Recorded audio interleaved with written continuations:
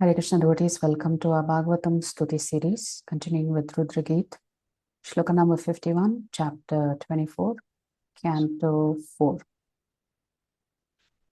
Shyama Shronyadhiro Chishnu Shyama Shronyadhiro Dukula Swarna Mekhalam Dukola Swarna Mekhalam Samachar Vangri Janghorum Samacharvangri Janguru Nimna Janu Sudarshanam. Nimna Janu Sudarshanam. Word for word meaning and translation by His Divine Grace, Srila A.C. Bhaktivedanta Swami Prabhupada, Srila Prabhupada Ki Jai. Jai. Shyama, Shama, blackish. blackish. Shroni, Shroni, lower part of the waist. lower part of the waist. Adhi, Adhi, extra. extra. Rochishnu, Rochishnu, pleasing. pleasing. Dukula, Dukola, garments. garments. Swarna, Swarna, golden. golden. Mekhalam, Mekhalam, belt. belt. Sama, Sama, symmetrical. symmetrical. Charu, Charu, beautiful. beautiful. Angri, Angry, lotus feet. lotus feet. Jangha, Janga, calves.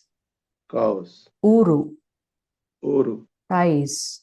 thighs. Nimna, Nimna, lower. lower. Janu, Janu, knees. knees. Sudarshanam, Sudarshanam, very beautiful. very beautiful. Translation: the lower part The lower part of the Lord's waist of the Lord's waist is dark is dark and covered with yellow garments, and covered with yellow garments, and a belt and a belt bedecked with golden embroidery work. bedecked with golden embroidery work.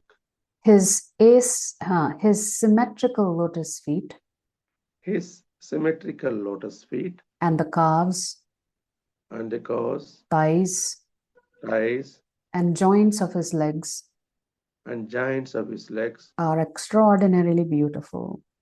are extraordinarily beautiful. Indeed, the Lord's entire body Indeed, the Lord's entire body appears to be well built. appears to be well built.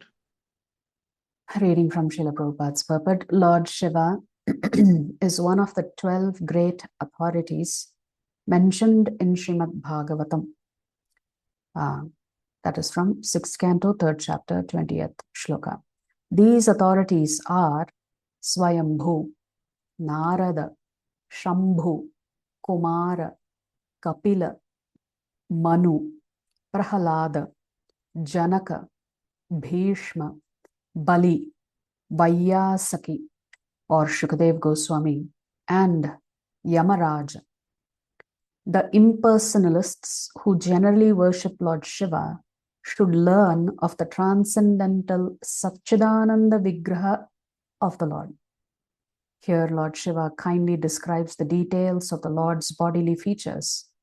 Thus, the impersonalists' argument that the Lord has no form cannot be accepted under any circumstance.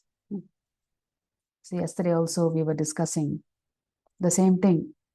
How if Lord Shiva is glorifying the Lord's form, then why do the impersonalists not accept that the Lord has form?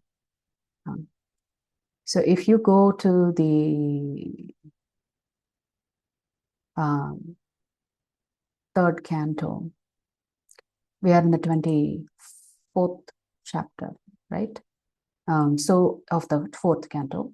If you go to the 3rd canto, when Brahma manifests from Garbhodakshai Vishnu, when he first sees the Lord, he also begins to describe the beauty of the Lord. For example, he says, the luster of the transcendental body of the Lord mocked the beauty of the coral mountain. and how the Lord is dressed in yellow.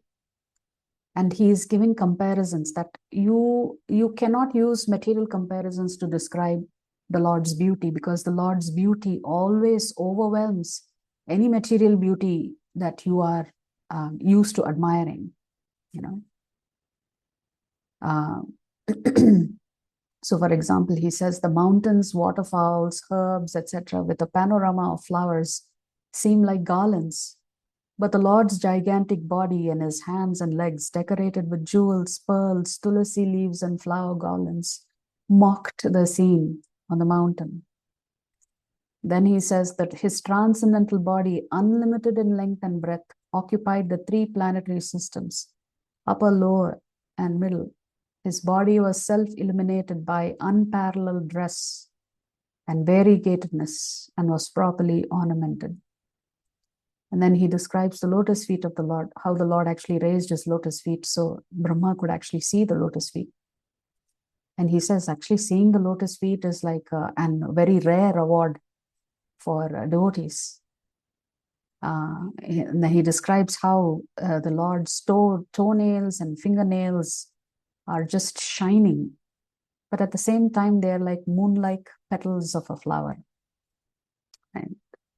So because of the Lord's mercy only, we are able to see the Lord. So Lord Brahma also acknowledges that in his glorification of the Lord, that without the mercy of the Lord, one cannot see the Lord. So here also, interestingly, when we look at chapter 24 of the 4th canto, and when Lord Shiva first meets the Prachetas, he says, you know, I'll just read the shloka, which is very nice. He is addressing the Prachetas as follows. He says, you are all devotees of the Lord, and as such, I appreciate that you are as respectable as the Supreme Personality of Godhead himself. See, Lord Shiva is glorifying the Prachetas. I know in this way that the devotees also respect me, and that I am dear to them. So he's saying devotees also respect Lord Shiva, and Lord Shiva is also very dear to them. Thus, no one can be as dear to the devotees as I am. And this whole beginning of this Rudra Gita starts with Lord Shiva saying, see, I'm going to chant one mantra. That one mantra is this 33, 34 shlokas. So he says, now I shall chant one mantra, which is not only transcendental, pure, and auspicious, but is the best prayer for anyone who is aspiring to attain the ultimate goal of life. When I chant this mantra, please hear it carefully and attentively. So over the last several weeks, we've been trying our best to hear the mantra carefully and attentively, so that we can also aspire and perhaps achieve that ultimate goal of life, which for us in the Gaudiya Vaishnava Parampara is Krishna Prema. So when we go up the mountain, our vision changes. Everything below the mountain looks very, very small, very, very tiny, very, very insignificant. But does that really mean that the objects that we are now seeing from the mountaintop have actually changed in size? They have not changed in size, it's just that your perspective has changed. Similarly, spirituality is that way. As you advance in Krishna consciousness, your vision changes. The way you see the world, the way you see other devotees, the way you see other jivatmas, everything will change. Everything will undergo a transformation. So as you go higher up on the spiritual path, you will become more and more mature and more detached from everything. And you will be at a minimum, you should be at a peace with yourself. Yes. So it is our perception that is changing as we make advancement here. So in the shloka in the 10th chapter, because after all, the instructions that the Prachetas have received from their father is to perform austerities. It is not to perform austerities so that they can fully become Krishna conscious and go back to God. They are actually being requested to perform these austerities so that they can be good kings.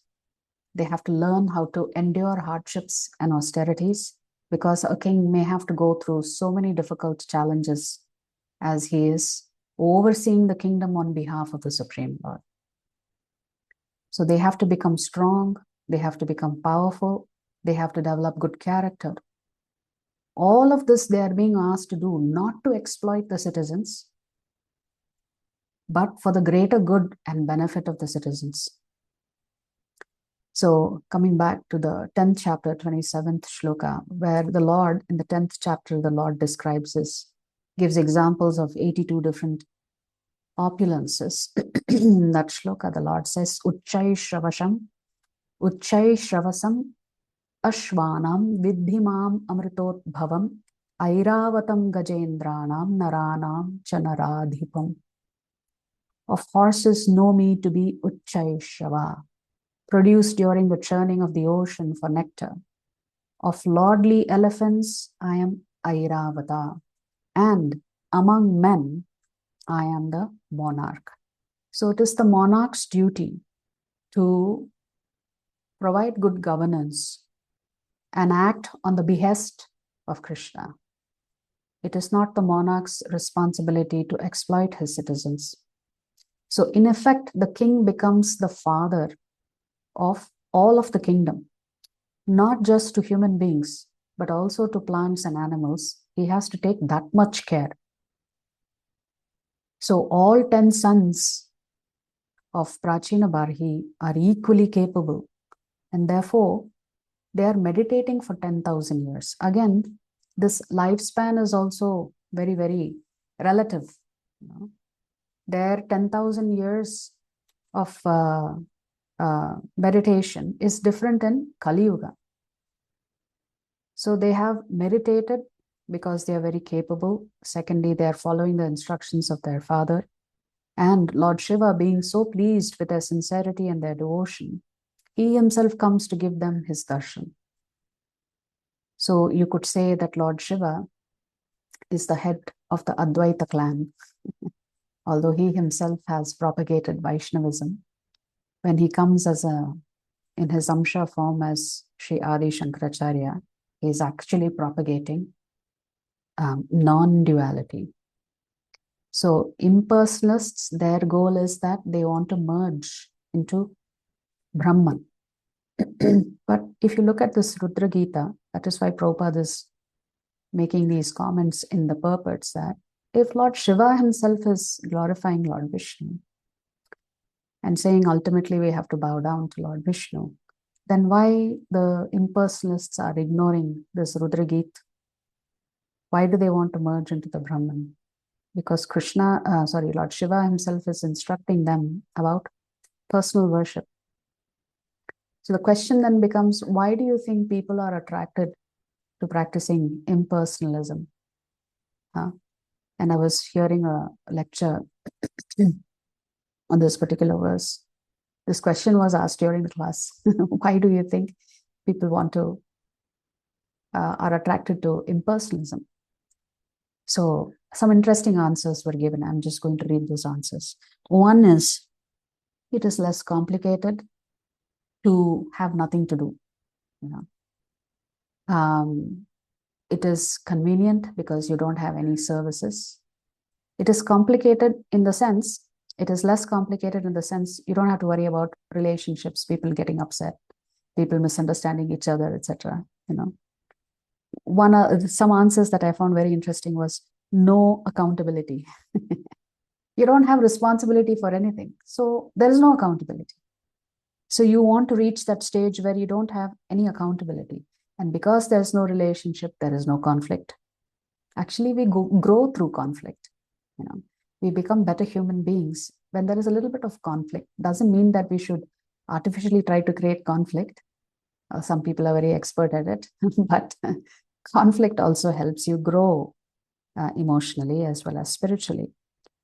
Second thing is, there is no disharmony. If there is no relationship, There is no question of potential disharmony. And of course, you don't have a body and you don't have any service. And finally, all of this is to say that I am God, which is, Prabhupada says, is the most dangerous understanding of Vedanta philosophy, is to come to the conclusion that you are God. So this is the wonderful explanation and description of the Lord's form, where Shiva, he could have easily preached impersonalism to them, right, when he saw the Prachetas. But that's not what he's doing. He's saying, I am describing to you some mantra. Listen very carefully. That mantra happens to be the glorification of Lord Vishnu. And in this particular shloka, Lord Shiva is describing the Lord's lower portion of the body, starting with his midsection, where he's wearing a belt decorated with wonderful embroidery, his feet, his calves, his thighs, the joints of his leg. Shiva is saying all these are extraordinarily beautiful. And then he says, actually, I think the Lord's entire body appears to be very well built, very well decorated, very beautiful. So in this way, the Prachetas are able to meditate on the beautiful form of Lord Vishnu. If you like our videos, please subscribe to our channel and turn on the bell notification. If you'd like to join our classes every day, please check the details in the description section of this video. We look forward to serving you.